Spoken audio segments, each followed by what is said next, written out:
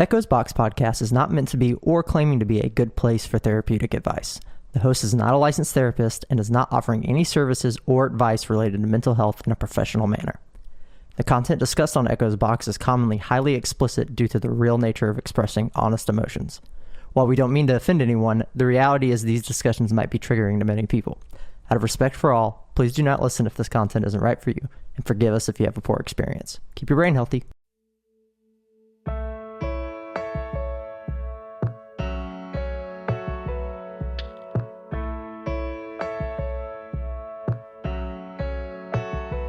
I can see you there, sitting on the curb.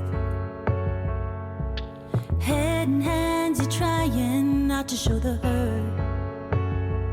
I can hear you whispering your fears straight into the wind, hoping somebody will hear, but it's only you, my dear, who can change the story's end.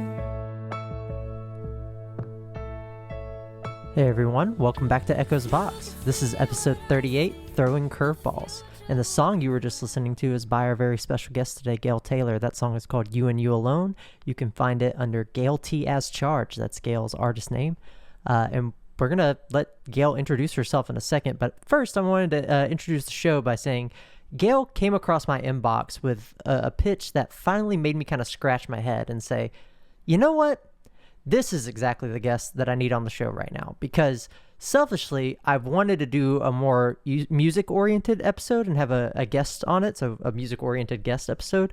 I've wanted to do that for a while, and I've just kind of been hesitant to reach out to anybody that I know, which is hilarious, because in the sea of musician friends that I have that I could reach out to, I just don't. That's the funny thing. We're bad at texting each other back sometimes, too, unless you're, like, in our immediate vicinity, which is what is funny to me about music in general, and why I'm so interested in having more musical guests, is because music is far more vast than you might think. You may have your own favorite artists, you may be part of a fan base, you may be even part of like an artist collective if you are an artist yourself, and you have a community. But there's a community behind each and every one of those art forms, each and every one of those genres, each and every one of the specific artists that people are fans of or artists that you work with. There's community behind all those kind of things. And I get wrapped up in my own community, in my own music, that sometimes I don't even consider stories of people that are not in my direct line of sight when it comes to music. So what that means is Gail is actually giving me a very exciting opportunity today to broaden my default scope of thinking just by being in this interview, because Gail does things a lot differently than most artists do. And Gail, while relatively new to music in her life, as you'll learn, gone through a lot of education and rebuilt her life to not only be a musician, but also a public speaker and now an author. It's really cool. And on top of that, her music sounds really good. Like the mix and the clarity, like she's using a studio down in Nashville, and those folks know what they're doing, man. The mixes sound so good. They really bring the songs that she's written to life. So yeah, check out You and You Alone. And I'm also told you should check out You're My Best Investment, but you'll hear more of You and You Alone at the end of this episode. And yeah, you'll also hear me blather more about the mix quality within the episode. So lock in, let's go. All right, welcome back to Echo's Box, everyone. Today, like I said, we have a special guest, Gail Taylor. I'm super excited to have Gail here. Gail, I know you've got a lot of stuff going on. One of the big things being your new book, Curveballs. We're going to talk a lot about that. We're going to get into all things Gail, really, today, because Gail is new to me, as new as she is to the rest of my audience here. So I'm super excited to have you. Gail, take it away. Tell us about yourself. Okay, I'm going to start by telling you why I'm here.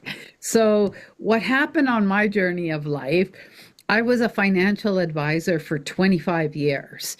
And I loved it. I absolutely loved my job. I was really good at it. But then when I was 58 years old, you're going to love this story, Casey. When I was 58 years old, I started taking piano lessons. And I had no musical background at all, none. So like I'm learning scales and I'm starting from the very beginning. And oh my God, I loved it.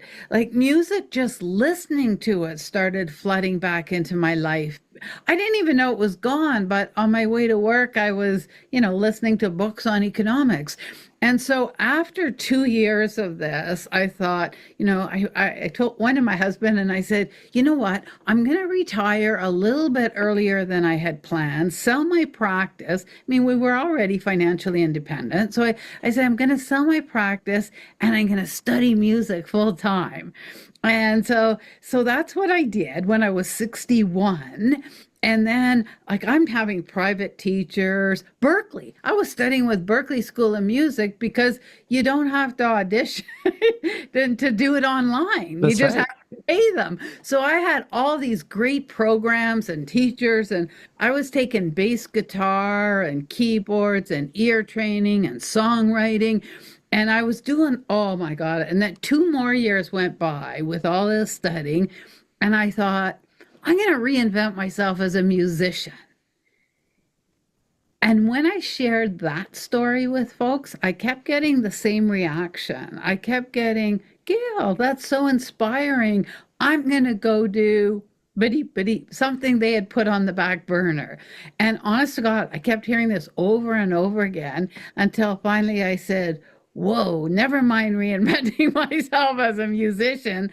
I'm going to come out of retirement, start my own business, Gail Taylor Music, become a keynote speaker, and use my stories and my music to help folks become their best selves.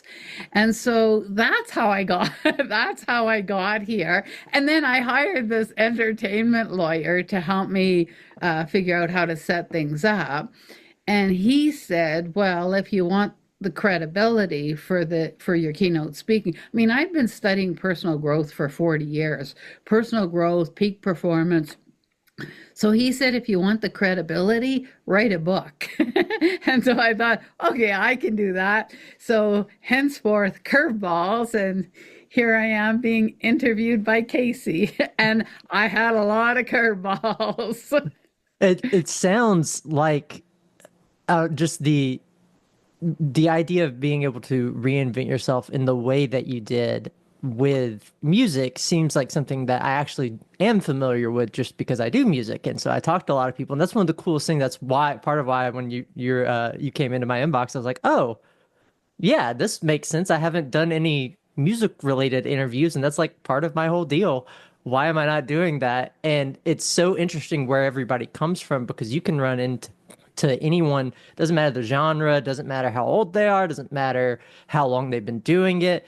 You'll find people who do it because it's part of, if it's not part of who they were, it is always part of who they were to some degree because they just found that again, like kind of like you said. It's like and so everybody has that connection, and then it's what you do with it. And so that's the next interesting part where you've taken this to an approach of trying to help people. And I think that's generally what most musicians want. It's not always that, right? There's nothing wrong with just doing it for expression or doing it for art or whatever reason you want to do it. But a lot of musicians are putting emotions on display and are putting stories out there for people to relate to. And hopefully it's in a way that helps. And that's something like, that's why I do. I'm not really a podcaster. I don't know anything about podcast, but I'm a musician and I'm an author. I write stuff. I have things I like to say and talk about, and those experiences are what are valuable. So your whole goal pivoting from finance to not just music, but music to help people, I do feel like naturally lends itself to like kind of like your team is saying is like, oh, okay, yeah, it needs some credibility, like write a book, do it kind of feels like it goes in that direction, but you took a neat take on it. And I was so curious about this because I'm going into this completely blind. When I was looking at your book, I was looking at some of the reviews for it, and I saw someone pop up and say that they just really enjoyed listening to the tracks of the book. And I was like, hold on, this book has music. I should have saw that coming. Like, why didn't I see it coming? It really didn't at all. And so when I was kind of checking up more on that, it says you have a full soundtrack that goes with there's 13 songs. What came first, the album or the book? So I wrote the songs. Well, actually, a lot of the songs I had already written before the book, and some of them I wrote for the book. I'm really out of the box as a musician because I don't sing. And it's usually the like I'm a songwriter. That songwriting ended up being my superpower, and I say that's because I talk so much. And songs are really just stories turned into lyrics. And a lot of the songs, and what I did was when I started writing songs, I have a friend in Nashville, a musician in Nashville, so we co-write a lot together. And so we'd write the songs and then put a little demo together. And then I hired a studio down in Nashville to do my recordings for me. So I hired all studio musicians, including studio vocalists. And in I love technology. I mean, in the old days, if you wanted to bring if you were a songwriter and you wanted your song to come to life, you presented it to a record label and they decided whether it was right for one of their artists. But now you could bring it to life yourself. So No, I didn't even have to be in my songs. I just had to write them, produce them, pull them together. And I mean, I like this studio, like the keyboardist plays with Tim McGraw, and the bass player will play with Miranda Lambert, like when they go on tour. And so these are like amazing musicians. So I put my songs out using DistroKid, which is just a indie distributor, and I made my moniker Gail T as charged. I wasn't in half the songs. Sometimes I'm playing the keyboards in it, but often I'm not in it. And so when I designed the book, what I did was I told a personal story, a curveball that life threw at me. And I've had curveballs just like your listeners. I'm an addict. I had a son that was an addict. I experienced death. I've had all we all have the same story, just a different version of it. So I start the chapter by telling you a challenge that I had in my life, and then I give you the tools that I use to work through it, how I got my way out of it. Like I said, I've been studying personal growth for 40 years. I got lots of tools. And then after the tools, I put a QR code in there so that you can go and listen to the song that was inspired by that story. And it takes you to YouTube so you can watch the lyric video and listen to the song. So, yeah, that's how I put a soundtrack in my book. see, I don't think my listeners will understand this, at least to the degree that I do. And maybe it's easy for you. Uh, But to me, that sounds so difficult to accomplish. That sounds awesome. Like the amount of creativity, the amount of structure and planning that you put in and all that. But the way you're doing it, it sounds kind of like, oh, I had some stuff written for the book, but then like you said, some stuff wasn't. You were just kind of able to accommodate because it is a real personal story. Um, and I think that makes sense, but it can make sense and still in my brain be like, that sounds like a hard thing still to put those pieces together. How much time did it take for you to do all that?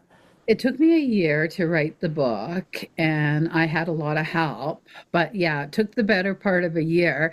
But back to what you're saying about the like, it seems like a lot, and the complexity in the whole thing. One of the stories that one of the that I talk about in my book is that you should be living your passion and your purpose. And if your job is your passion and your purpose, everything's a lot easier. Like your work life and your personal life are like, let's say 50-50, right? You sleep and then you're awake. Half the time you're awake, you're working, and half the time you're awake, you're doing your personal life. So it's half your life. It's just as if both pieces are equally important. So I always say to folks, go out and find yourself a job or a career that lines up with what you like to do. And there's even exercises in the book on how to figure that out, because if you're doing something that you enjoy doing, figuring it out, being creative and figuring out what's next, it's all fun. I can't help but ask, how do you figure it out? Because I always describe to people, it's like, I don't know, I can't tell you that part, but I can tell you you'll know it once you have. And that's how it's been for me every time I figure it out. I can't really like come up with an intelligent way to relay that information. I can only really describe the experience. So what's one of the ways that you've come up with that helps you figure that out? Okay, so one way, and this is the one way that I talk about in the book, if you have to reinvent yourself. I reinvented myself because I wanted to, right? But lots of folks have to reinvent themselves. Their company closes down and they get laid off, or your country gets in a trade war with another country and your industry shuts down. Who knows, right?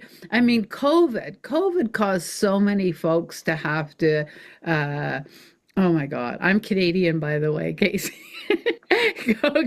COVID, like it really affected a lot of people, right? And so here's what I say. So you have to reinvent yourself for whatever reason. So the first thing to do, a really easy thing is sit down and make a list of all the things that you love to do. And I'm talking simple things. You love walking the dog, you love playing with the kids, you love gaming, you love music. You figure out all the things that when you're doing it, you're getting your hit of dopamine because it's fun to do, right? And once you do that, the next step of trying to figure out, well, how do I turn walking my dog into a career? Well, you can go find out what's involved to go work at with a vet or at a pet store, depending on, start a grooming business. This all depends on what your personality's like and where you want to go with it. But that's what I say, find areas that ooh, if I could work in this industry, that would be cool. And then you figure out, do I have to take courses? Do I already have all the resources? You just build on it from there.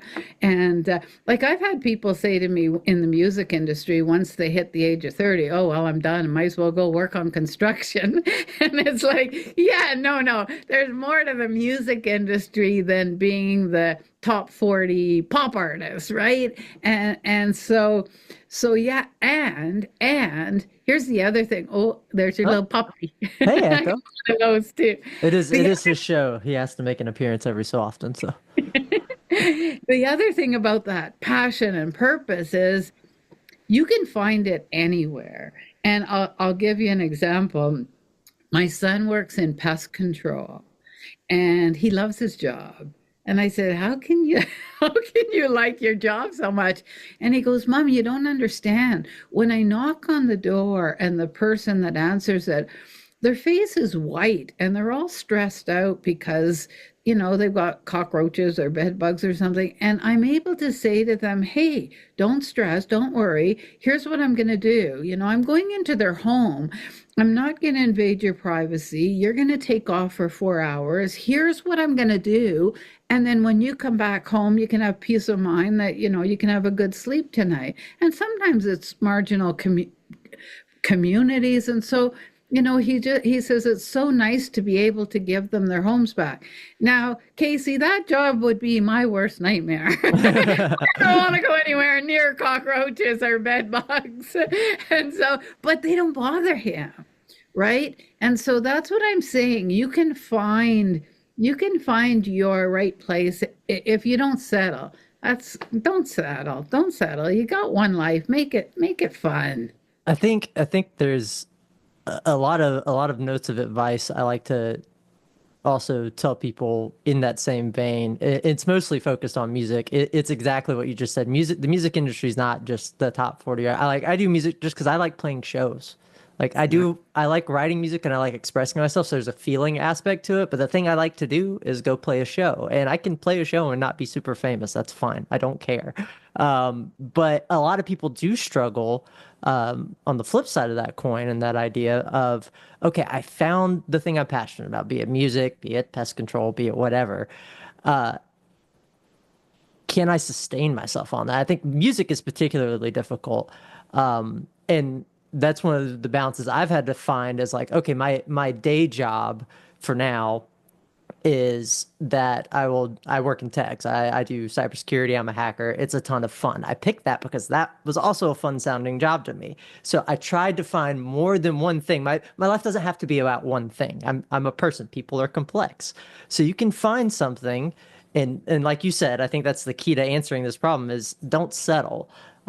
Not everything makes a ton of money. The economy in the world sucks. It's the way it works. You got to battle your own battle while you're here. I can't help anybody with that. But what I can do is say, hey, you know, look at what your surroundings are. Look at what opportunities you do have, and like you said, don't settle. Pick what you actually enjoy. Find the thing that makes the means meet. And then if that is also your passion, cool, you're done. You finished.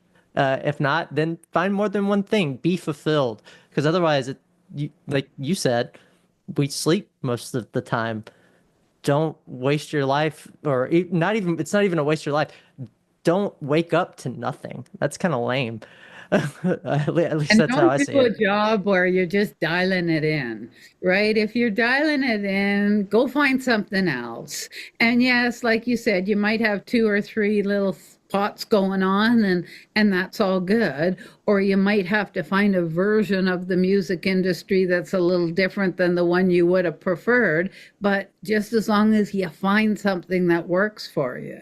Yeah, I mean, seriously, don't settle. Like that's great That's advice. Like the just don't. message. It sounds Oh, it sounds real simple. It sounds real simple because it is.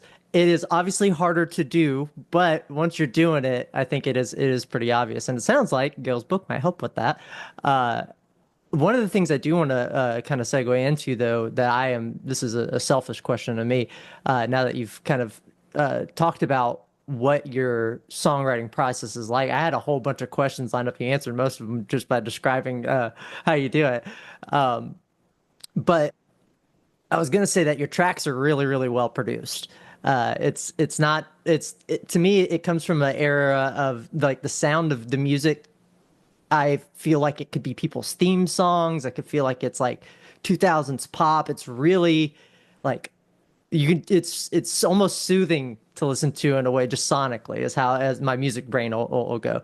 And so I was gonna ask where you recorded. I assumed you were doing the vocals and at least had maybe a couple studio musicians, but that you wrote the songs. But you are a songwriter. You write the songs. You say this is how it goes, and you have your studio musicians. So my two questions are, what are some things that you do like about that process versus if you were to just be trying to write everything yourself? And two, do you always use the same set of studio musicians? yeah, I use the same studio and it's called Beard Music Studio in Nashville. And that's what they do. And they are amazing at it. Like that's the, so lots of people in the industry use them to make their demos. They're used lots of different ways, but they are amazing. And I recommend them to anyone if you're looking for, if you want to have one song recorded or two songs recorded, they have a process in place and it's amazing. And I can tell them whether I want it to be country or country rock or folk and the musicians will just, this is the flavor that Gail wants. A lot of my songs are sung by a lady by the name of Mallory Trinnell. And Mallory is a friend of mine, and she also co writes a lot of my songs. And she belongs to a band in Nashville, Americana band called Crimson Calamity. You should listen to them. Like talk about talent. Oh my God, it's two women and their harmonies are just like whoa. And so yeah, so she does a lot of the vocals, unless I want them to be really low and raspy, and and then it'll be someone else. Or some of them are duets. I got men and women in the mix, and so yeah, but I do use the same studio all the time, and they have a list of vocalists on their website. I could literally go listen to all the little tracks and say, "Oh, this is the right one for my songs," and pick which vocalist I want. That is so like such a foreign world to me. It's like a world that I know I've always known existed. It's awesome.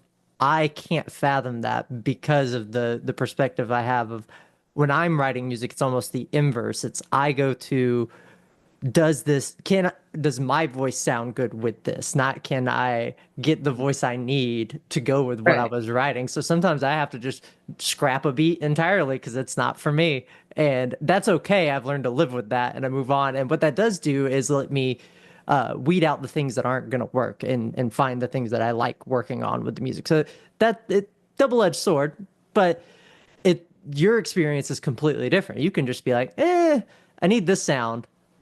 I'm going to pick this vocalist for this. How does that, or does that, it may not matter for you at all. To me, it matters a lot when I'm thinking about how I want my songs to go, especially if I'm making an album.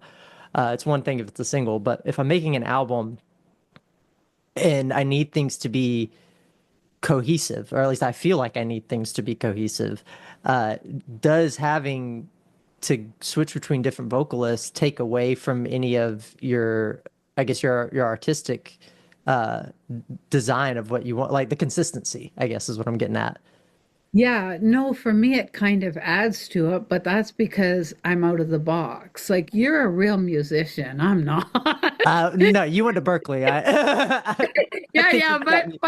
but I'm out of the box. And so for me to be able to do what I do, like I never even put out an album per se. I mean, most of my songs, my catalog has 18 songs, and most of them are I put a lot of them out as singles. I put a couple of little EPs. The first 5 songs I did, I called it my country series. City Girl Goes Country, I called it. And there was 5 songs that had a country flavor. And then I put out another EP that was called Bow Down to Rock and Roll. And that was the name of one of the songs in the EP was Bow Down to Rock and Roll. And it had as you can tell, a rock flavor to it. Oh And no, then I every heard some of that one. Yeah. okay, and then everything else was more singles, and I was sharing a message, right? Wings is a song. I have a really, really soft spot in my heart for the family members of addicts.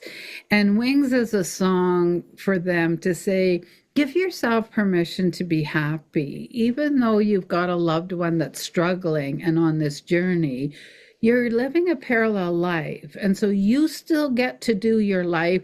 You don't have to spend all day, every day worried and with anxiety and depression and then getting physically sick because you got anxiety and depression.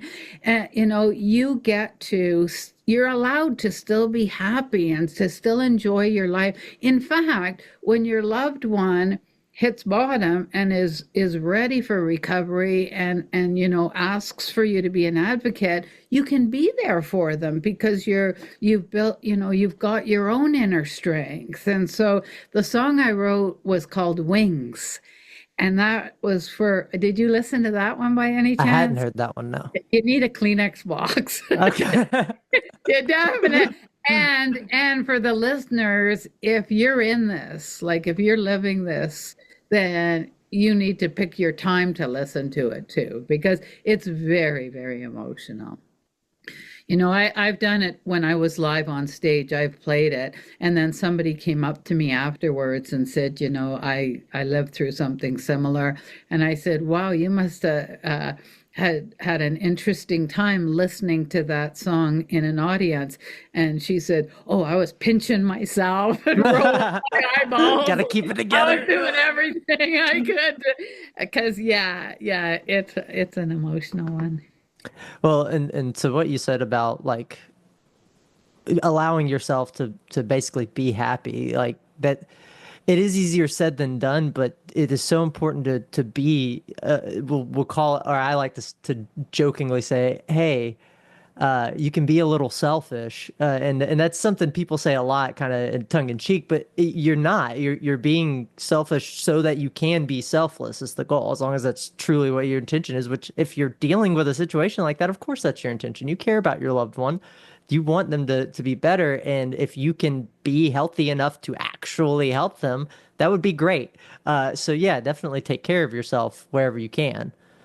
And a lot of folks use the word selfish as it's all about me. And so I try to flip it a little bit and say, self-care is not selfish. Yeah, it Self-care is what you need to do to be your best for everybody that's in your life. And I listened to one of your podcasts that you did with Dr. Brian. What was his last name? look Lasuna? what Laquadron. And he hit on all this stuff, right? It's like the codependency and the Mhm. drama and the enabling.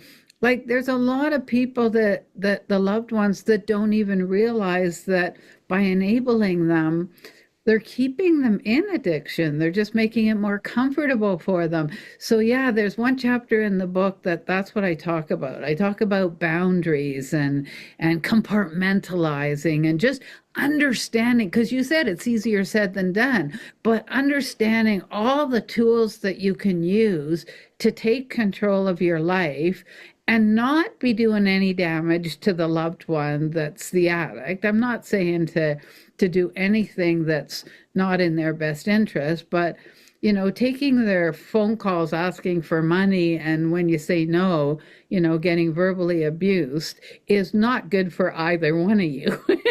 And that's the reality. I mean, we know that part of the personality shift that you go to when you're in active addiction. I mean, now we can use that word selfish.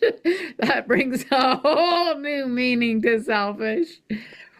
Yeah, I mean, and also the whole idea that I guess basically that you helping yourself doesn't have to mean hurting someone else.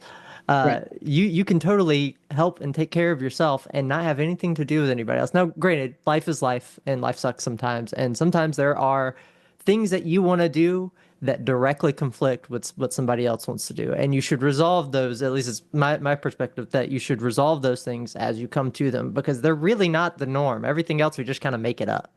Like you didn't have to, in most cases, whatever you're doing for yourself to make yourself happy or even make yourself sad if you want to do that, that's weird, but go for it. Don't make yourself sad. But if you want to do anything for yourself is the real point. You don't have to do something that even impacts somebody else, much less has a negative impact. So helping yourself isn't selfish in the way like what you just described. Once you get to that point, yeah, now we can start talking about selfish.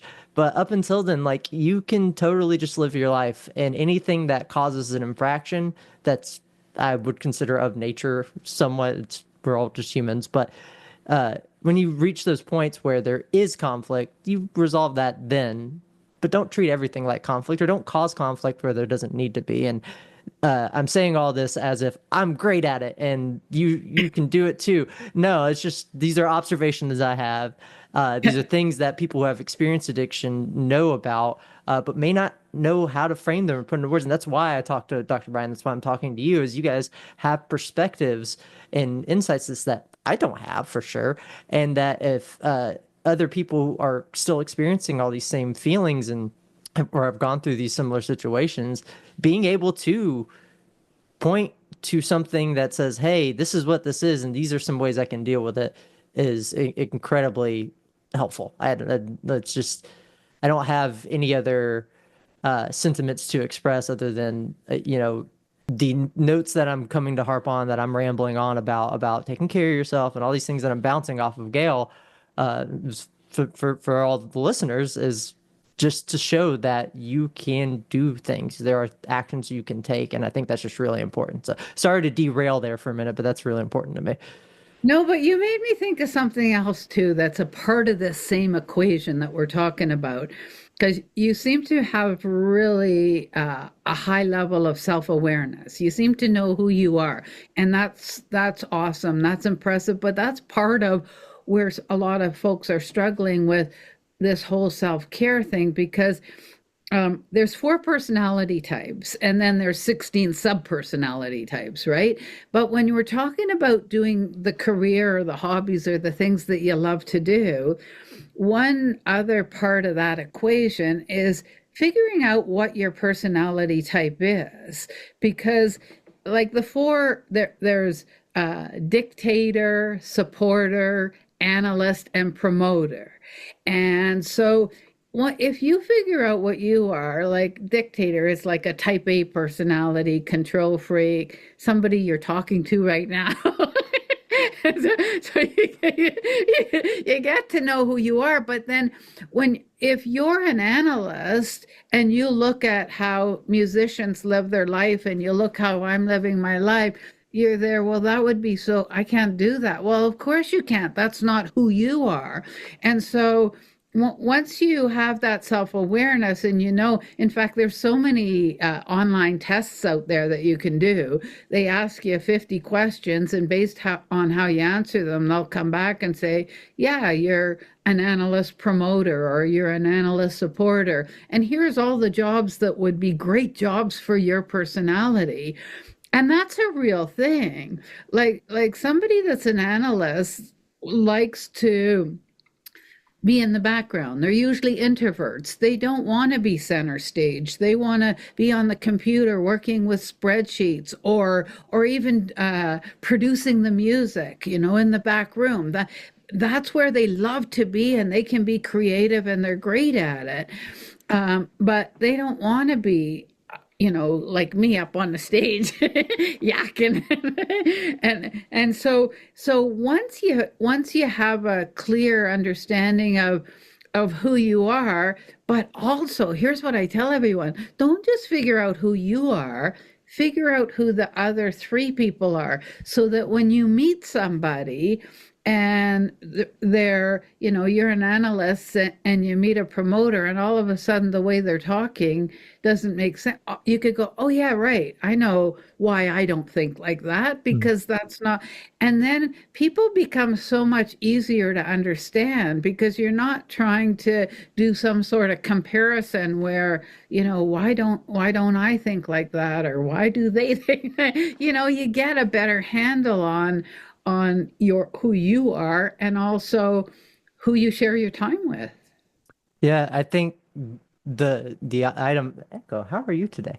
I think the idea of discernment and being able to understand yourself kind of go hand in hand, because with that you get the experience that you just described of being able to interact with other people and understand them, but not understand them like you actually understand them because they think the way you do, but you understand that they don't think the way you do, and therefore you can interact with them differently. You can handle that situation completely differently. And one thing that's really important to me in my personal way of thinking is owning your decisions. Like, stuff does happen in life. You can't take it too far. Stuff does happen in life that's not your fault. But generally speaking, your actions directly influence the next things that happens day to day. So if you're going with that, then you can kind of put the two and two together and say, hey, I want to interact with this person that maybe I don't typically think the way they do, but I know that, so I can respond to the situation differently. And then life isn't so shitty anymore because everybody kind of understands each other a little bit better. It's almost like understanding through the fact that I don't understand you. Yeah, I call it agree to disagree, right? It's like that, but almost more positive. Yeah. We don't all have to think the same. Like, we don't all think the same. So yeah, it's important for us to understand that, and you in what you just said, like, we've all made mistakes, and we've all, there's no question that what like I always say to everybody is, it's not about yesterday, it's about today. You can't live in the past. You can learn from the past, absolutely, but you're here today, and it's where you want to go going forward that counts. That's really all there is to it. And the past gives you a lot of resources and experiences that you can take with you, but you can't. You have to forgive yourself for the mistakes you made, and heck, forgive yourself now for the mistakes you're gonna make, because you're not, that's life. We do boner things. That's all there is to it. Try to get ahead of them if you want, but you're gonna do them. You're gonna make mistakes, and that's okay. That's okay. And I even had somebody on a podcast. My story is that I was in active addiction when my child was a child, and then when he was 12 years old, I moved him across the country, brought a new man into his life, put him in a new school, basically put him through a lot of things that I had gone through at that age, and he went into active addiction. And so he's in recovery now, and I have his permission to share our story. He was an opioid addict, and so we both say that, he'd be dead now if he hadn't have got clean when he did because of the fentanyl and the issues that, Mhm. we're experiencing. But there's no, I've had somebody on a podcast, well, how can you not feel guilty for that? And my answer to them, I'm paraphrasing, they didn't say it quite so harshly, but my answer to that was, I can be accountable for my role in what happened. I'm not trying to minimize that, but I was doing the best that I could at that point in time, and it sucked. But at that point in time, I didn't know any better. And so you have to be able to let go. You have to forgive yourself just like you have to forgive others. I, I I, oh, heard you sorry. say something about survivor's guilt in one of your podcasts. And again, that's something that we have to let ourselves let go of because it's in the past and there's nothing we could do differently. I think a lot of times when situations like yours crop up, when somebody were to ask that question of do you feel guilt, there is some level of distinction between taking responsibility for something and having to feel like a piece of shit about it for the rest of your life. I think there's a pretty small distinction between those things, if you catch my drift. Um, yeah, you can still be like you just said, man, I didn't know any better. It was shitty. Yeah, that's what it was, and I did that. But you don't have to be that anymore. You can let that go. You can apologize. You can do all the things you need to do to remediate the situation, whatever that is. That's between you and the other people and the relationships you have, though. You don't need to carry around. If all that gets resolved, or at least is to a degree where it's stable for you, let the guilt go. It's over with, and if you're into the idea of any sort of atonement for anything, you did the things, and otherwise you just do them because that's what makes life stable again, and that's what makes sense. But regardless of either perspective, it's just that you want to be okay. Like it's okay to be okay, I guess is what I'm getting at from from Yeah, from yeah, all and sides of people it. change, right? Your personality traits in active addiction are very different than your personality traits in recovery. Yes. It's two different people. Like the disease takes control of your mind. It's a mind-altering substance. Yeah, you have to go at the pace of what, and with addiction in particular, um, the thing that is so difficult is the experience that you have. I say the thing as if there's one single thing. That's not what I mean.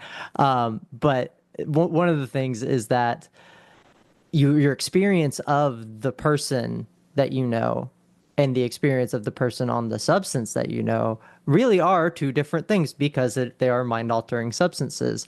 And that doesn't give them an excuse, but it does change the way that you think about it. Because if you're not thinking about them as two separate states of mind, then your experience of it will feel like one. Because if you're not cognizantly trying to make those distinctions and basically cope through it in a healthy way and heal through it, really is what those steps are bringing you towards. So your experience of those things, if you don't have that cognizant mindset that they're different because you're trying to heal and go through this process, they're just one and the same. It's really all of that was just a convoluted way to say that if you're not thinking differently about it, if you're not in the process of trying to heal or go through recovery or any of that in a state of addiction, all you're doing is face to face with the person who is experiencing the addiction, or you are the person experiencing the addiction. It's the same thing. Experiences are wildly different, of course, but your experience is all that you know. The addict, all that they know is them being an addict. You know them as being an addict. You also know them as who they were before, but it's all one and the same now because that's your experience. And it's chronological in a sense, because especially if you're somebody who, if it's a family member, you grew up with them, that's, you experience all these sides of them, and people change, that's normal, but addiction is not normal change, and it doesn't look like normal change either. It's pretty obvious compared. And in making that distinction when you're on this recovery journey really does help you process even more how you respond. And I think that's important because it is hard to handle. Yeah, well, and talk about having to reinvent yourself, right? Everybody going into recovery has to reinvent themselves Yeah. because they're going through a new chapter in their life, and it's going to be very, very different than the one that they just moved past. And so, yeah, reinvention for the addict is the name of the the name of the game. I have a song called "The Game of Life." The well, Dr. Brian, actually, you made me think something. I think he said something about how you almost how it is like a game, but it's like you can your end state, your end goal that you want, obviously is actually just being a different person, basically making a new character. He didn't use these words, but it's the idea is what he communicated. I'm using your phrasing instead. But the idea that, hey, the end state is for you not to do that. Like that is typically the end state. And Dr. Brian and I talked a lot about harm reduction stuff too, because I have a lot of different views about that and how that works. And in some cases, harm reduction, I do believe, is the permanent solution for some people. But most people going through recovery and addiction, the only solution is to not be that person anymore. That you can't have those things in your life. You can't do this, and you have to heal. You have to heal physically, you have to heal mentally, and it's a lot of work. And it's certainly worth doing because you get to live, and actually live a life that you would want, because you get to be, you reinvent yourself. You get to be who Yeah, you want. and there, it's very, very tough for anyone to judge what's going to work for one person versus another, and like the powers to be are trying so. Where are you, Casey? Where are you located? I am in good old Georgia. Okay, so the state of Georgia, Yeah. the your whole country, my whole country, we're both dealing with epidemics right now with fentanyl. And no, we're not supplying it to you.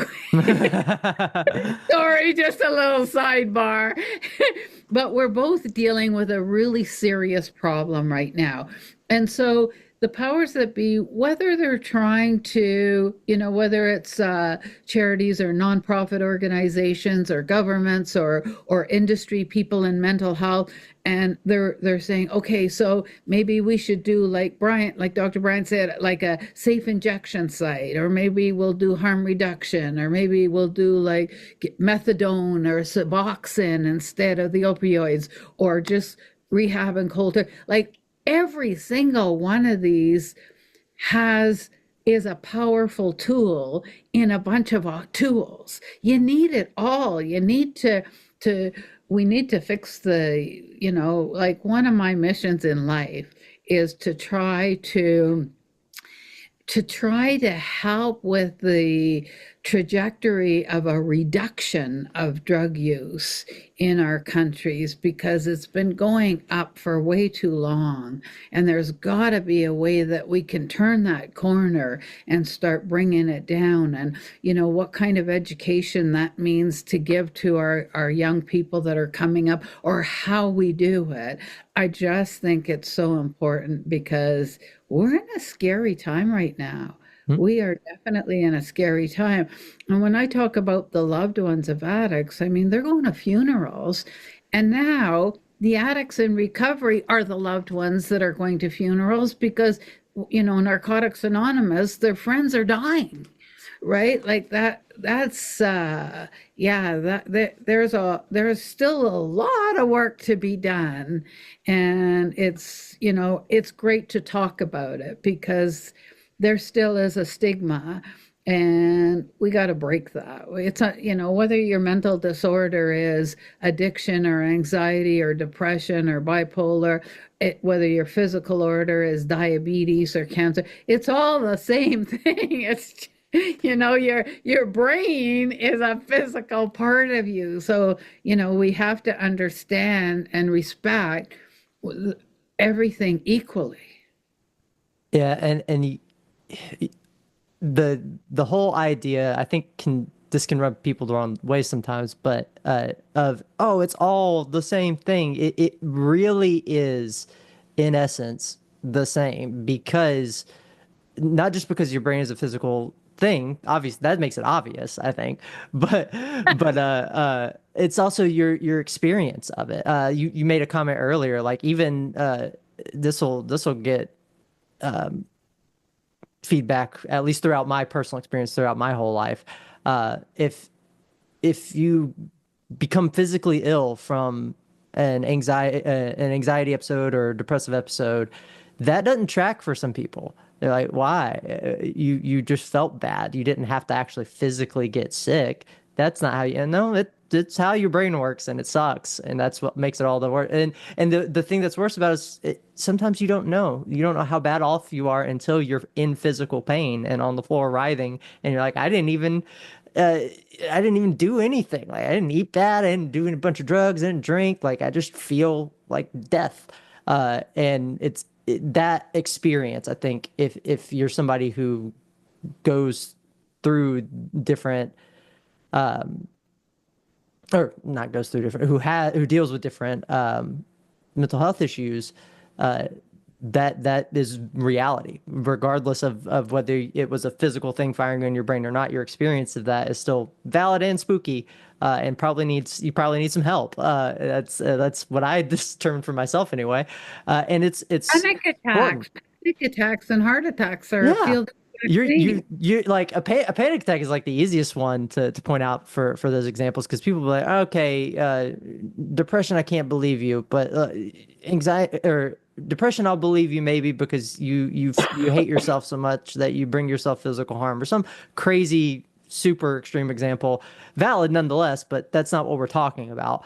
But then, like, but anxiety, there's no way I could believe you. Well, anxiety is the easiest one because your heart rate will increase, you'll start sweating, like, your panic attacks are very visible. And granted, panic attack, I was just having this conversation with my therapist, panic attacks are different for everyone. Not everybody experiences panic attacks the same way. For some people it can be all in your head, some people have auditory responses, some people are visual, but the core symptoms of you feel panic, those are about the same, and your heart rate's going to increase under all of those.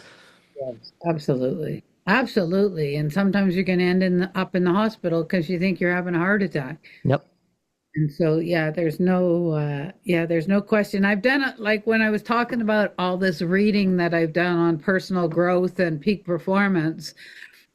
I've also done a lot of reading on anxiety and depression and drugs. Like that's how I actually got into recovery, was by reading books and understanding what was going on.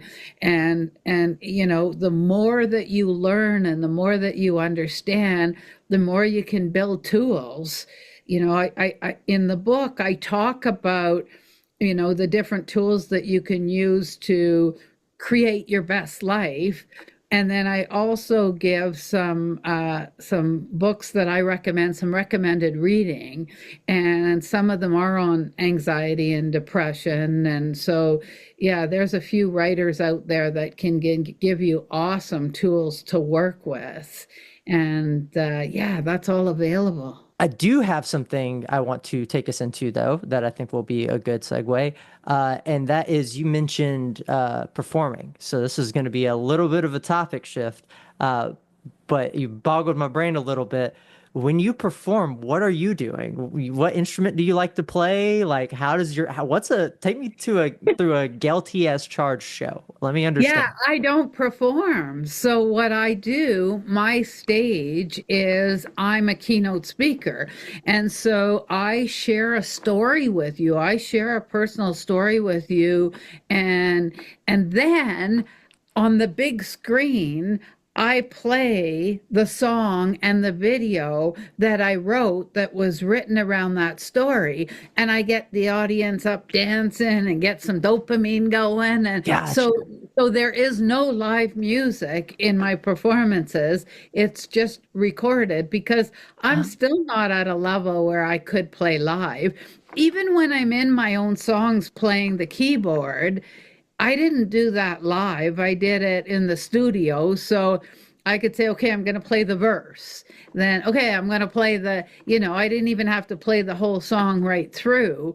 Or if the song was way too fast for my level, then I would just play it at a speed. And then the mixer, the producer, now I'm losing words. The mixer would just speed it up in the mix, right? So that it would be so yeah, that's what my shows are like. They're dancing and they're listening to music and they're listening to me jump around on stage and talk to them.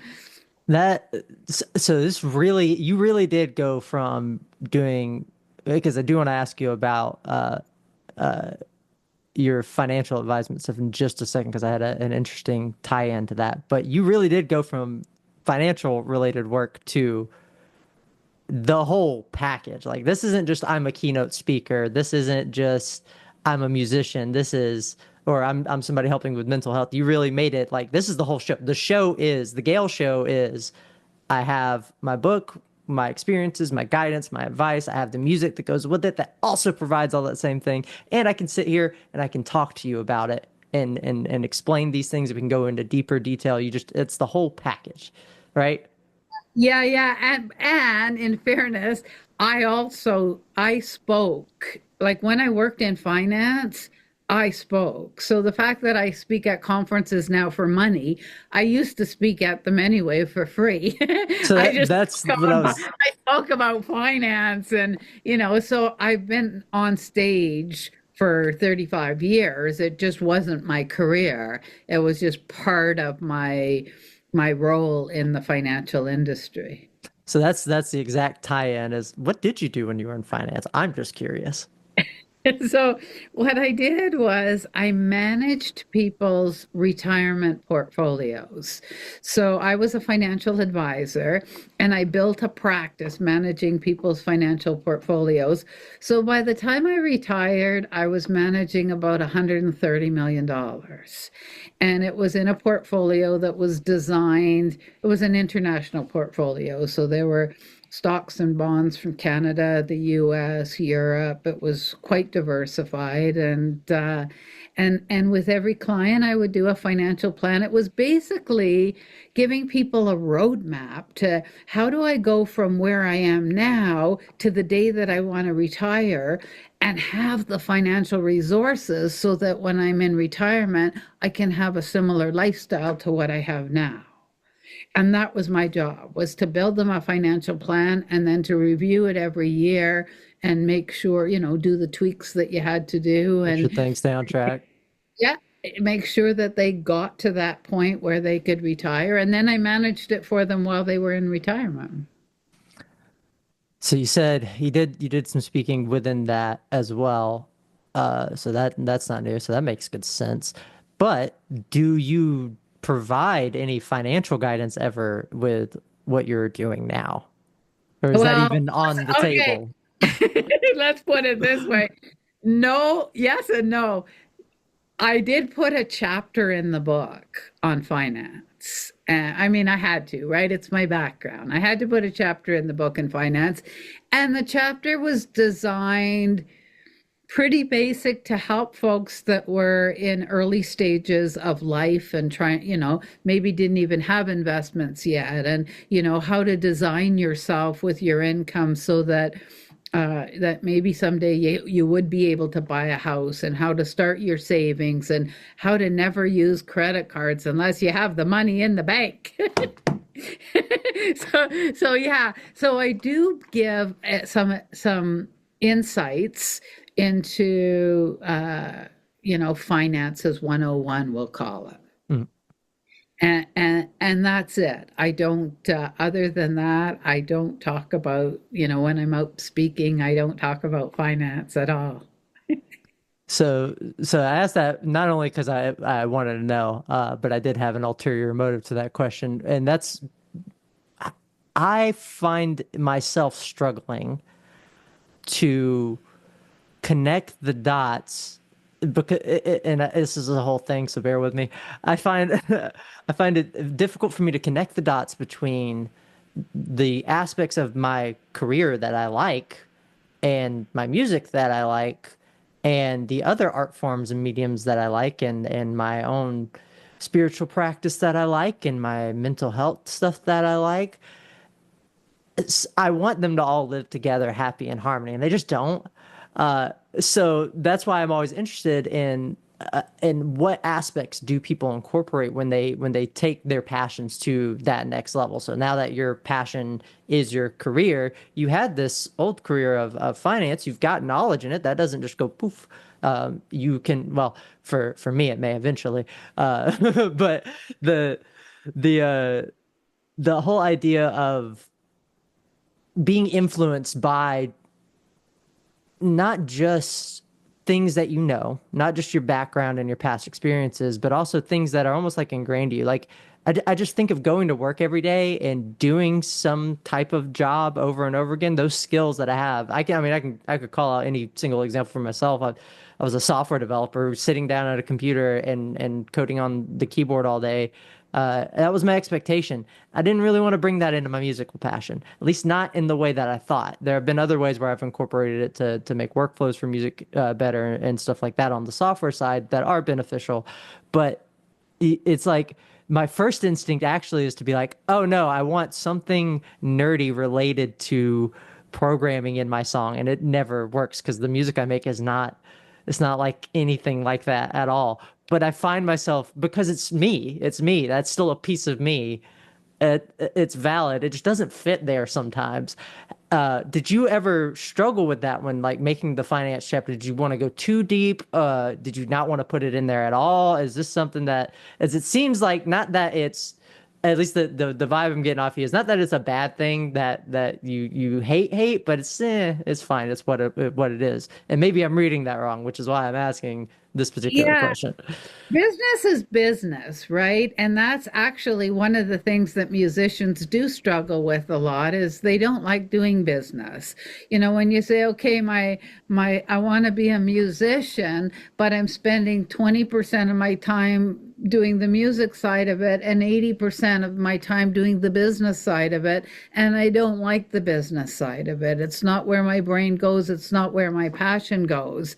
And it's the same like with finance, even though I don't do finance anymore, I still manage my own portfolio. I still know whether the stock market went up or down yesterday. I haven't completely put my head in the sand. So I'm still aware of what's going on in my financial world and in the financial world, but it doesn't like I always say take the things that you really love to do and outsource the rest, right? Your generation, when it comes to finance, your generation is a do it yourself generation. Like you guys prefer to use the discount brokers than the financial advisors, and you have do it yourself. And there's the TV commercials that say if you do that, you're going to end up with $100,000 more at the end because you didn't have to pay the 2% fee or whatever your advisor was. Well, My answer to that is if you really like managing your money and go, at the end of the day, it's fun to go on the computer and pick what to buy and sell, then absolutely, I think you should manage yourself. Just like if you love painting, you should paint your own house.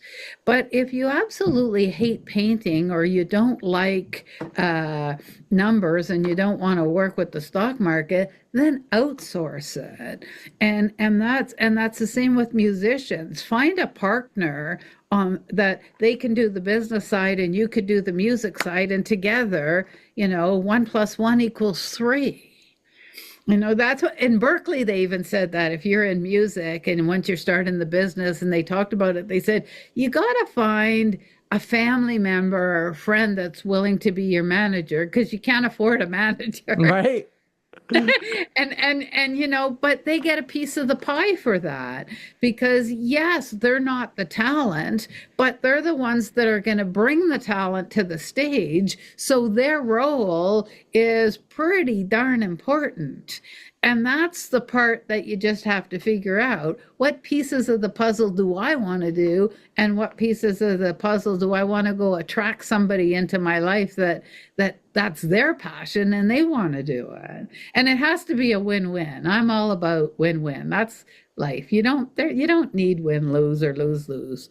There's always a way to figure out how to get it so that every party's getting what they want out of the deal. And would you say that, I guess, when you started music specifically, you kind of already knew what puzzle piece you were for your music? Yes, no? No, you didn't, you had no idea what you wanted? No, Okay, well tell me how you figured out. Yeah. I thought I wanted to be a vocalist until Okay. I took vocal lessons for 2 years and realized that this wasn't a natural for me. And I naturally didn't have, a lot of people have really nice voices and they develop them. I didn't have that one. I believe everybody can sing. And yes, I'll get up and do blue suede shoes at karaoke. But the amount of work that it would have taken me to develop a voice that could be anywhere near uh, proficient enough to go on my recordings, I wasn't interested. I didn't want to do. I didn't care. That wasn't my thing, right? And so as I did each piece, I learned. I took bass guitar, and then I realized that I preferred playing the piano. So here's what I did. Here, one of the things, because I couldn't sing, but I still wanted to be the center of attention on the stage. Wait till you see this, Casey. Uh-oh. Oh, I think I know what this is gonna be. Yes! Yes! I went and bought myself a Oh. guitar. And so that way in my mind, because at that time I still thought I'd be a live musician, I thought this way I could be at the front of the stage at the mic beside the vocalist and I could do the banter between the songs. You- And so I bought this, and then I started a little family band. I talked all my sisters into learning how to play an instrument. We started a little family band. And so I would put the voice of a bass guitar on my guitar, and I would play when it was my turn to play the bass, I'd play it on the guitar. And if I was playing a song that required two hands, then I would just sit on a bar stool and play like this. And so yeah, I had all these little fun things that I could do with it.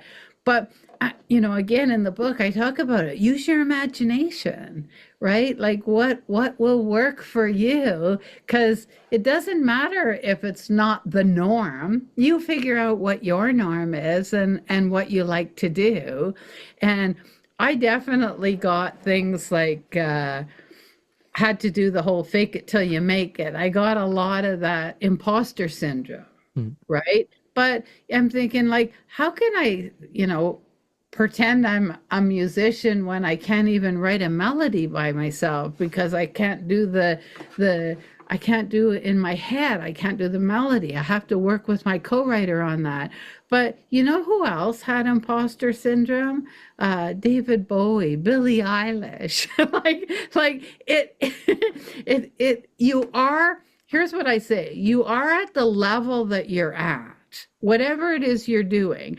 And whether it's your music or whether it's your coding or whether it doesn't matter, whatever it is you're at, accept that that's your level. You don't have to get on stage and perform at a higher level than you're at. You have to perform at the level that you're at. Like that's the reality. And if you can wrap your head around that, then you don't stress and you don't get anxiety over, oh no, I didn't have an extra 3 hours to practice this morning. Well, so what? You're at the level you're at and you're going to do your best. And I mean, you know as well as I do, when musicians make mistakes on stage, the audience doesn't even know. They And don't, but all your bandmates sure do.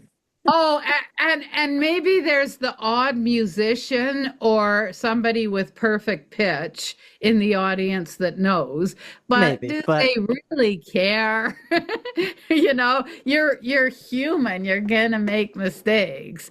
I know one time, what was it? Metallica? I was driving my daughter to school. We were listening to Metallica, and there was a live performance that they had recorded. They were playing on the radio, and she went, "Oh, he missed a note." And I went, "What?"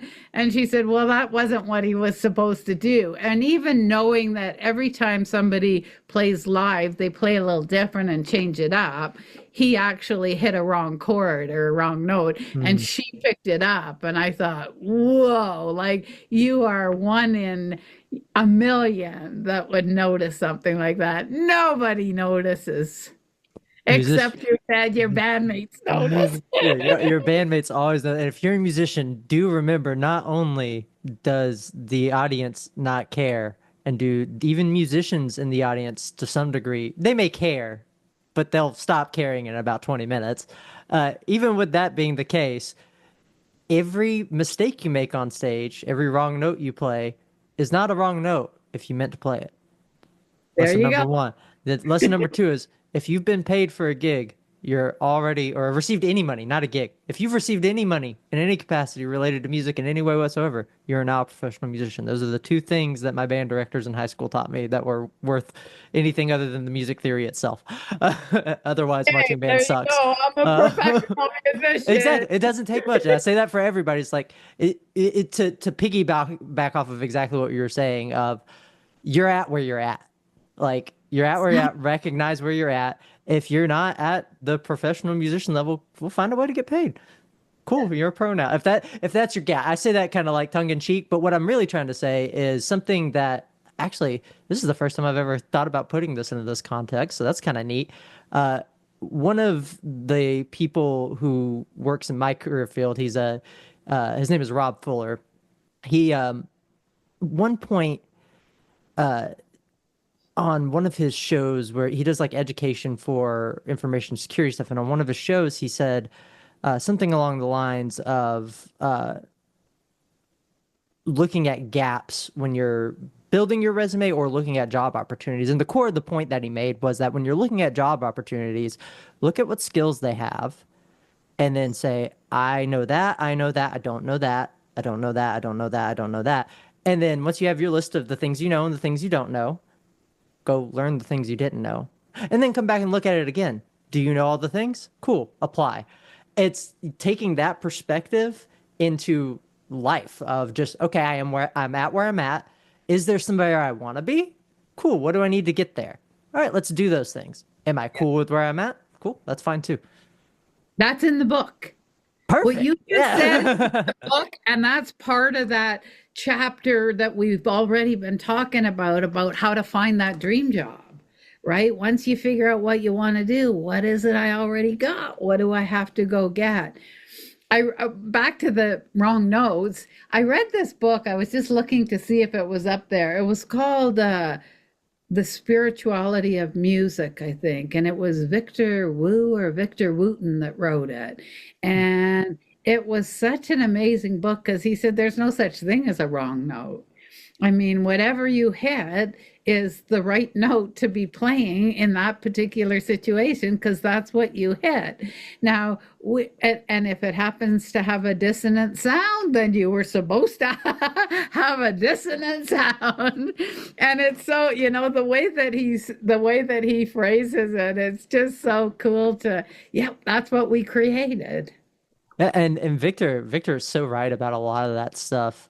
Uh, it's just that the context is the thing that makes things different.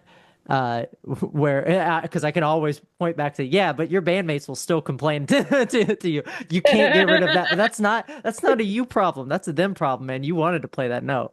There you go. That problem. A Don't hundred don't percent. Don't ever take anything personally. if you're a practicing musician listening out there, just keep practicing. I'm not saying you can play whatever you want, but you kind of can. Yes, but you're still gonna practice, Yeah, right? We you should both still know. you should, Like yeah, I you still practice. I you don't still want it, like I don't want to hit wrong notes. I just want it to be okay when I do. And the cool thing, the thing about what Victor Wooten teaches is once you understand how that, especially if you're like, I'm a bass player in a pop punk band, and I didn't start by playing bass. Bass was not my first instrument at all. Um, and I actually taught myself guitar before I even learned bass. And is bass easier in some respect? Yeah, until you want to start sounding real good. Then it's the fundamental things that I didn't have when I learned guitar fundamentals. I had those. I didn't learn any bass fundamentals. So it's like how you pick it if you're playing with a pick, how you are reaching different notes or how you play certain scales. And then I was also just missing some basic guitar literacy because that's what happens when you teach yourself. But when I got all those pieces put together, the Victor Wooten thing starts to make more sense. It's like, oh, okay. Well, yeah, if I'm playing a note in a part of a song that isn't quite right, that's okay because I know where I am and I know how to make that note right in the right. context of the key, because the only thing that makes it right or wrong is music theory, and that's something we made up. So the only thing that makes it right or wrong is the key in this case, in the specific case of just moving around notes. And that's understanding why the key works the way it does lets you take what would be a mistake and resolve it pretty quickly. So in the context where you don't mean to cause dissonance and it is a wrong note, you can make it good and actually Right. not feel wrong at all. And that's the power in what Victor teaches. And I think that is super good. It's hard to get there. Even understanding it doesn't mean you're you're gonna be great enough to play it that well. I can't recover that well all the time, but that is the art of it. It's the art. Only thing I know to coach other musicians on like recovery, especially live, is stuff like what similar to what Victor teaches. That and learn your scales. Right, learn your skills. I'll tell you, with the bass guitar, I learned something from Paul McCartney because I didn't stay with the bass guitar. If I am going to pick it up, it's going to be, I'll join in, but I'll play the root note of the chord, and it's going to be quarter notes or whole notes. Like that's the extent that I'm going to play it. But you're just jamming, so I'll join in. But I had to learn how to play it upside down because I'm left-handed and Mm. nobody has a left-handed bass sitting around in their basements. I do, but but when you're going somewhere else. So it was just as simple as, wait a minute, Paul McCartney plays it upside down all the time. I could do it. And it is that simple in your head once you know how to play the bass, but it's not that simple. Like what are you more used to now, actually? Are you more used to playing it upside down, or are you No, because like I'm talking once or twice a year. otherwise I'm you got your bass, you know, Yeah, another. otherwise if I'm playing and it's a schedule thing, I'll just play the bass on the guitar.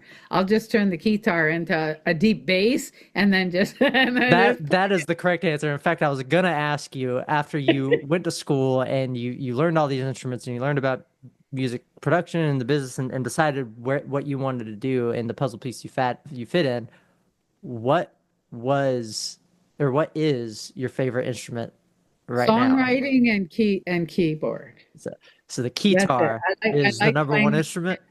Yeah. No, the one behind you here that you can see. This is I try to play every day and I practice new songs and but yeah, I try. And with that, like if I'm, I'm still sort of at an intermediate level, sort of mid intermediate level. So when I'm learning a new song, I have to play it often. Like I end up learning it off by heart. I have to play it so often to learn it that I don't even need the score anymore. and so and so if I get bored with it because I played it so often, I'll change the voice. Mm.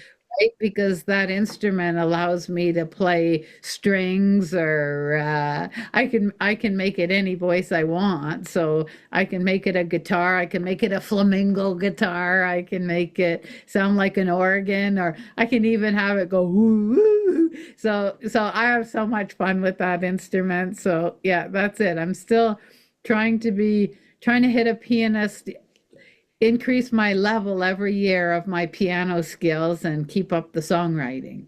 Those are my two pieces. Piano is one of those ones that you can really write anything with the piano. It's all about the voicing. It's all about the tones, what kind of instruments, because the keys are the keys, and it's there's a reason we use a piano as a reference point for a lot of things in music, which is great. Um, However, the reason I harped on the guitar so much is that it's a personal thing for me.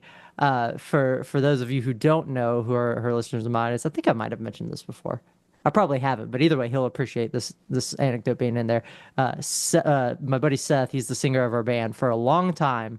Really, really wanted a guitar, and at first I didn't get it.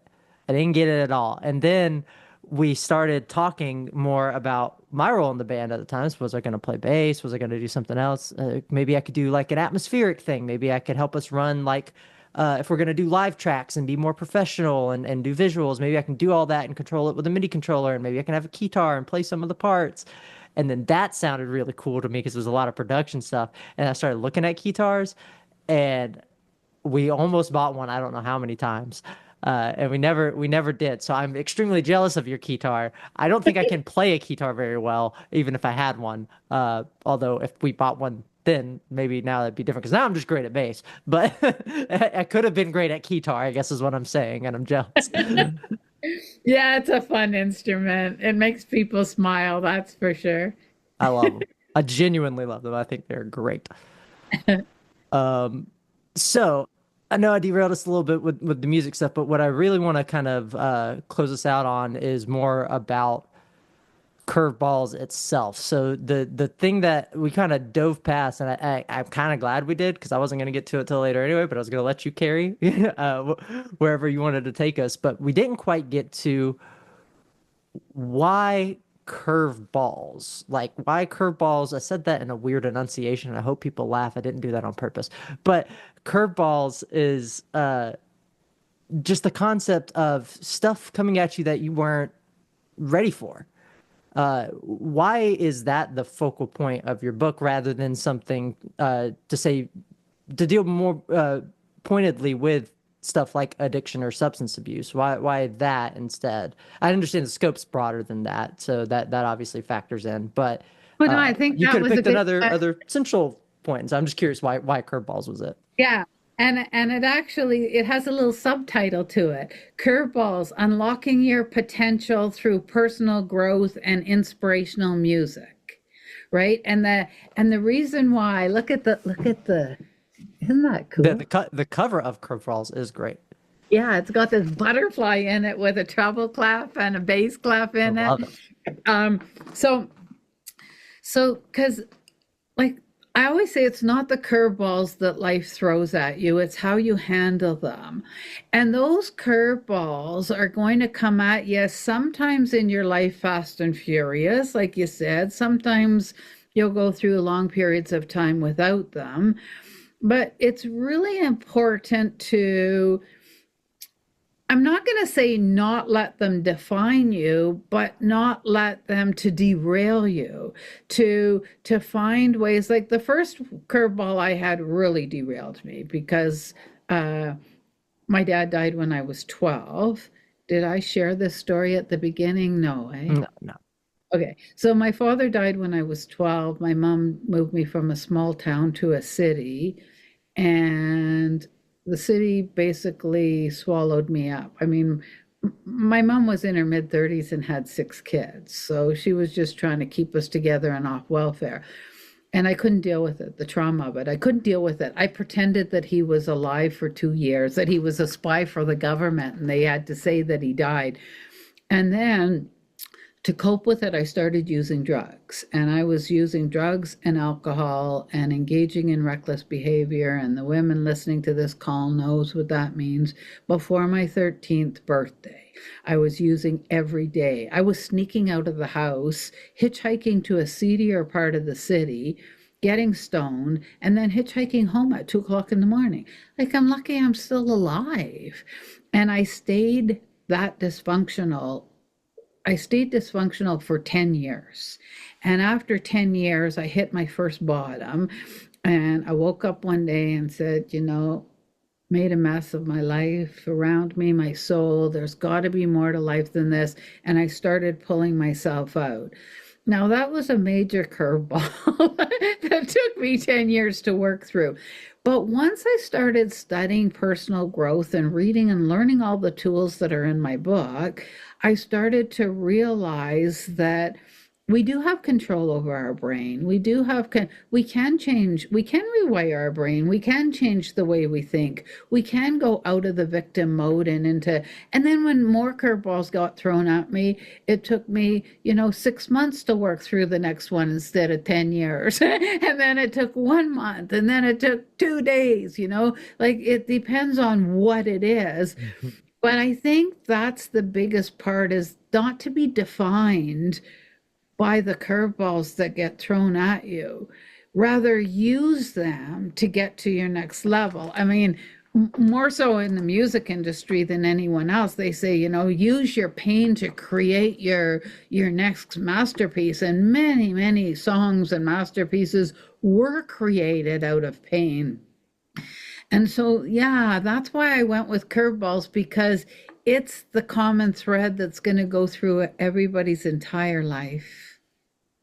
It's almost unnervingly funny that something that is so random is one of the most consistent things to flow through people's lives. Everybody's going to run into curveballs. Yep. But like you just said, how long are they going to last? How impactful are they? How long am I going to take to figure it out, to get through the situation? You don't know. Completely random. Could be anything, because it's life, and life is the one throwing the curveball. So I know, and I stole this from another podcast. I was able to come to a place where I come from healed scars, not open wounds. Right? I think that's so powerful to like, I'm not hurting. And you said something earlier in this call. Oh yeah, my therapist said this. Like, that's another thing. I've been going off and on to therapists my whole life, and I don't think there's any difference between a therapist and a physical doctor. You need a doctor for both you need a physical doctor. no difference at all. If I can't think like the way I'm supposed to be thinking, and my therapist is having to think for me, I'm pretty sure they're kind of like a doctor at that point, if they're having to help me think and use the organ. Yeah. I mean, that's you hit a curveball, and sometimes your curveball might be, you have diabetes, or you have cancer, or you broke your leg, and sometimes it might be a trauma that's affecting your emotional state. Get help. Go get help. You're going to go get help if you break your leg. Why wouldn't you get help if your brain is dysfunctioning because of a trauma that came your way? And there are so many tools, like even like neuro-linguistic programming, where you basically brainwash yourself. There's so many things that you can do. I talk a lot in the book about your internal dialogue and how, I mean, that was a game changer to me, how important your internal dialogue is. And everything I'm sharing right now, you're not going to wake up tomorrow and say, oh, yeah, I'm going to do this stuff. That's not how it works. You have to train yourself. It's like training for a marathon. It's going to take a year. It's going to take, you have to practice these tools over and over again until they become habits. But the message I'm trying to give you is, I don't care how young or how old you are, you got this. You want to do it, you can do it. Believe in yourself, and absolutely you can do it. And I think a lot of the times when we hear, like, as a society, especially the societal context we live in now, when we hear people say things like that of you can do it, you really do got this. The reason I feel like so many people dismiss it is not because it's not true. It's because they don't feel it's because they feel like it's very surface level. There's like, oh, I can't just turn around. It's the exact comment that you just made of like, you're not saying you're gonna wake up tomorrow and get everything. It's exactly what you just said. Because that's not what you're saying. You're saying that you can do it, but you're also saying it's going to take work. And I think when a lot of times when we receive this message of you can do it, we recoil at that and be like, no, we can't, because obviously you can't overnight. We want the now. It's like, no, not all of these things work that way. If you need to repair your dysfunctional brain that's been dysfunctioning for God knows how long, for example, it can take time, and it's okay that it takes time, but you can do it. Like that, and we miss the you can part because we give up too early because we don't consider that maybe it just takes a little work and maybe it takes a lot of work. I don't, and I think the point of the message that you're getting across, and don't let me misconstrue it, but it doesn't matter how long it takes. It doesn't matter what it is. It doesn't matter how old. You can still go after options and keep trying. And that's a message I like to communicate because of my personal diagnosis with depression. For all of my depressed people out there who may still be stuck at the beginning of this topic of how do I even start to seek help? Because that can be hard. Like one of the downfalls of depression is like you don't feel worthy of help, and that's why you're not going to go see the doctor. You got to get over that hump first. I can't help with that. All I can do is share the experience of at some point, this is kind of similar to addiction. At some point, you get to a place where you've had enough and you're going to make a decision. And if your decision is not give up, then what are you doing? Your other option is go to the doctor. So go to the doctor. And hopefully, you don't reach a point that is that severe in your own personal lives if you're somebody going through that. But that is the way I had to find out. And it sucks. And all I'm saying is, I don't know if there's a better way. But if you're questioning it, you should probably just go ahead and go to therapy. It can't hurt. To try it once. If you hate it after the first one and you think it's going to suck going forward, yeah, then I'm not saying you can't get hurt by therapy. There are certainly bad therapists, but there are just as many bad people as there are good, generally speaking. You still got to go. You got to take care of yourself. You got to look out for yourself. So all this fear around, if whether you have fear around therapy, whether you have self-loathing about yourself, no matter what it is, you can. You absolutely can. There are options. There are things to try, and until you're dead, you just keep trying. And so don't let you be the reason that you're dead. Just keep trying the different things, and either eventually it works out or it doesn't matter anymore and you got what you wanted anyway. And that's a kind of cynical way I look at it, but it does help. And I do find it to be generally healthy to be able to compartmentalize and focus, because all I do now is focus on, okay, well, what's next? That didn't help. What can I do to help? And the things that do, and on along the way, I find the things that help and I keep those right by me. So now it's even easier to find new things that help because I have some support. And something you said, Casey, about like there's good therapists and there's bad. That's like if you tried someone already and it didn't work out, don't get caught up in that limited belief that, oh, I've tried that and Oh, I've it tried didn't work for therapy. me. Yeah, That no, didn't try work again. for me. I already tried it. I don't care how many times you tried it, go try it again because it can work. There's no question. And just because it didn't work before doesn't mean it's not going to work the next time you try it. Yeah, and I said it kind of tongue in cheek, but it really is. We're talking about lives. Like these are people's lives. These are life and death, and that's I think it is not just me, but I think a lot of us as people will go and default to softer language about this kind of stuff because it's uncomfortable. And I think that's part of the stigma that I would like to break is, yeah, when I said I wanted to die or I wanted this or whatever, and that scares you, good, it should. And it should be normal for me to be able to express these things. So that way that doesn't happen. We don't want the result, right? It's okay to talk about it. What we don't want is the result. And the way we don't get the result is by being able to talk about it. And yeah, not to mince words, we're talking about literal life and death. And it is so important to feel like you are supported and can get help because life is hard enough as it is, and it's not fair. So take the edge you can get in a positive way that doesn't destroy your life. Yeah. Yeah, I agree with you. Cool. Well, is there anything special you want to say or share before we wrap up this episode? Yeah, hey, if you want to use some of my tools and check out my book, the easiest way to find me is at gailtaylormusic.com, and Gail is spelled Gail. We'll have that in the description up on the screen as well. Shows. Do you have any shows coming up? Yeah, I do have a show. I actually have a really cool one coming up called Empower to Recover. And but it's up here in Canada in Calgary in March. And and then I have something happening. I'm going on a 2025 book tour, so I'm going to go across the country and do events, and so we're just in the stage of planning that.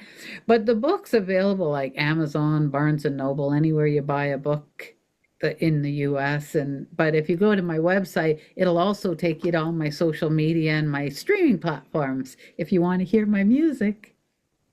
You want to hear Gail's music? That's Gail T as charged on all the platforms. And like I said, it's produced extremely well. She's not kidding. Those Nashville producers are on top of it. It's fantastic. Um, Especially if you're an audio nerd like me. I like geeking out about mixes and stuff. So yeah, that's Gail. Go check out Curveballs. Go check her out a show if you get a chance to, and enjoy the music. Thanks for listening to Echoes Box. We'll see you next time. Thanks for having me, Casey. See you. That is where you stand. Life gives ups and downs, and we can spin out of control. The constant push and pull.